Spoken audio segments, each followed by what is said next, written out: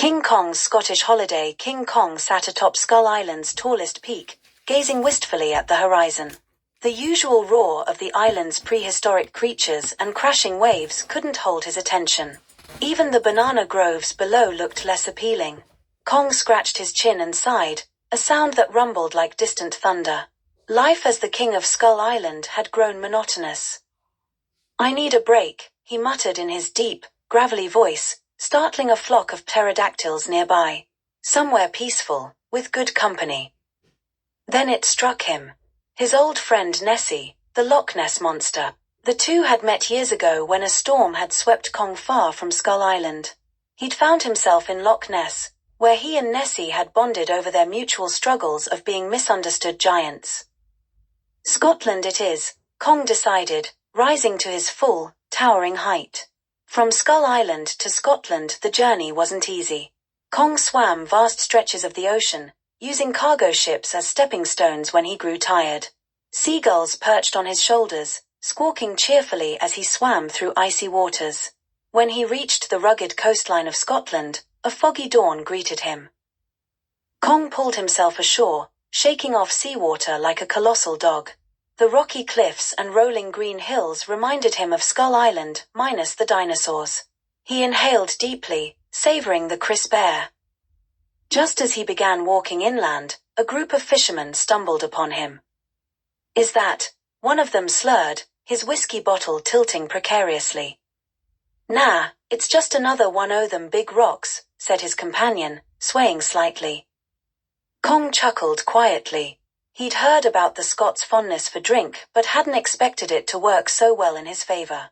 A Highland welcome. As Kong journeyed toward Loch Ness, he passed small villages filled with warm, cheerful chaos. The locals were too immersed in their revelries to notice the 25-foot-tall ape lumbering through. One night, as Kong tiptoed past a pub, he was drawn to the sound of bagpipes and laughter. Peering inside, he saw dozens of red-faced Scots dancing and drinking. In a burst of inspiration, Kong reached into his surroundings and fashioned himself a crude disguise. A tartan curtain he found drying on a clothesline became a kilt, and a barrel strapped to his chest completed the look. He even found an abandoned set of bagpipes lying near the pub. "Perfect," Kong muttered. The next day, he reached the shores of Loch Ness. Reunion with Nessie. The water shimmered under the afternoon sun. Kong waded into the loch and let out a low, friendly roar.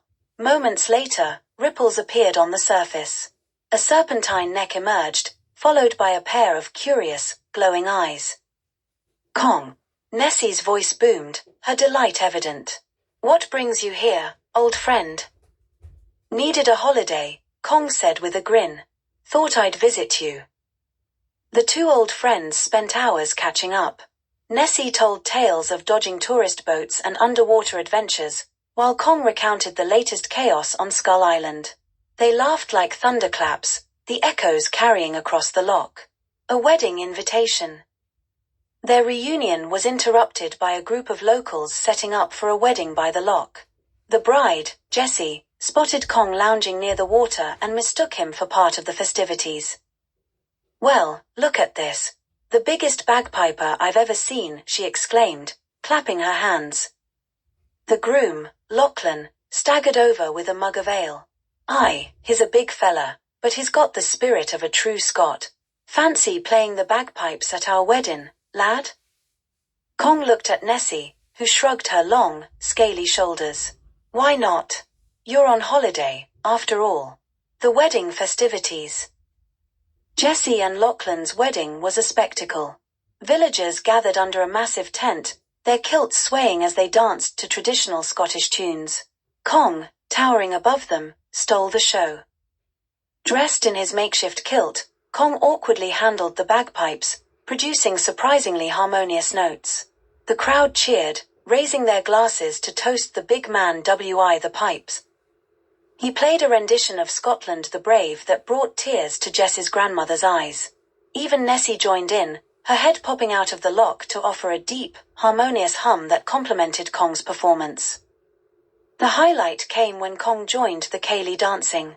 Despite his size, he managed to keep up with the intricate steps, twirling Jessie and other guests with the utmost care. The sight of a giant ape performing the gay Gordons was something no one would forget. A bit of trouble, of course. No adventure could go entirely smoothly. Late in the evening, a group of skeptical tourists stumbled upon the festivities. "Is that King Kong?" one of them asked, snapping photos. "Nessie and King Kong," another exclaimed. "We're going to be rich." Before long, news spread, and a crowd gathered, threatening to disrupt the wedding. Helicopters buzzed overhead, and flashbulbs lit the darkening sky. Kong growled, his good mood vanishing. Nessie sank below the water, wary of becoming an attraction again. But Jessie, undeterred, climbed onto a makeshift platform and waved her arms. "Oi, leave the big fella alone. This is my wedding, not some circus." The villagers, inspired by her bravery, rallied around Kong and Nessie, forming a human wall to block the tourists and reporters. A fond farewell. As the commotion died down, Kong and Nessie bid their farewells. "I wish you didn't have to go," Nessie said, her voice heavy with emotion. "I'll visit again," Kong promised, patting her gently. "And you've got an open invitation to Skull Island. The dinosaurs would love you." Turning to Jessie and Lachlan, Kong gave a respectful bow, his bagpipes slung over his shoulder.